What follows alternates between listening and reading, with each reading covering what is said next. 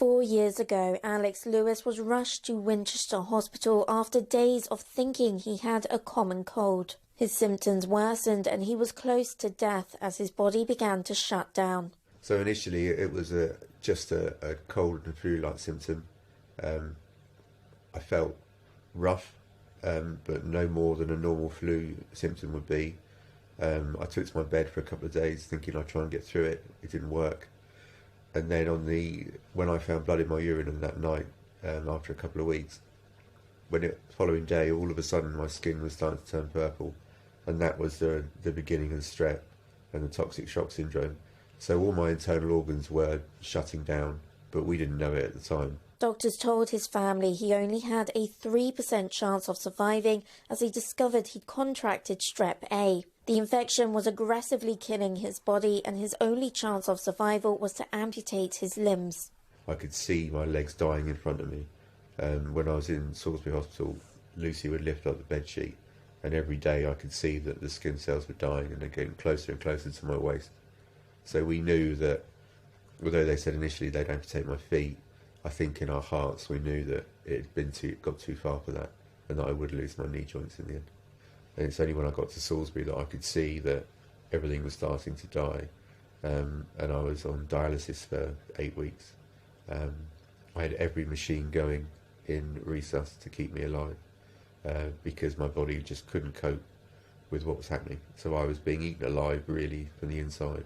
Strep A is often found on the surface of our skin, but for Alex, it developed deep inside his body. It attacks from your extremities, so it gets your toes, your fingers.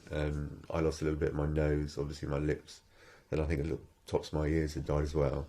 So we could see that it was like a gangrene effect, really. But when I went to Salisbury after about 10 days in Winchester A&E, in resus, when I was presented in Salisbury, they said initially that I would lose my feet and that I would lose my left arm. They felt that they could save my right arm at that point. But after a few days, it was so aggressive and the toxic shock had kicked in, that the dead skin had gone above my knee, almost to my waist. My left arm had gone completely black and my right arm was heading the same way. So amputation was key to my survival. Despite his ordeal, the 37-year-old is now working with students to help enhance the mobility of prosthetic limbs. So at the moment we're working on a prosthetic device for me that allows me to become a bit more fluid from a drawing perspective because of my interior design company. At the moment I have a rigid prosthetic hook, so it's very hard to get an idea of how you draw and the scale and things. And the iPad Pro is great, but I just need a little bit more fluidity to when I use the stylus. So we're working on an attachment for that. We're working on various socket designs for that as well.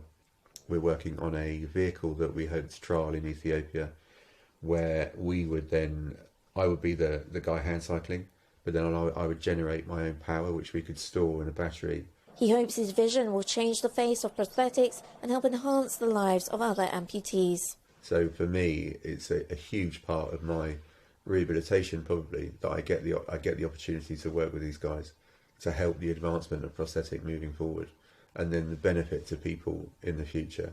It could be massive, and to think that I had a small part to do with that, it's an amazing thing. After undergoing 90 hours of surgery and having around 35 skin grafts, Alex still has a positive outlook on life. I think it's made me a much stronger person. And I think it's made me better.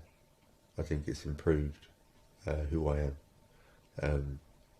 And I wouldn't want to go through it again, I have to say. But I'm grateful for what went on, because it has altered my life for the better.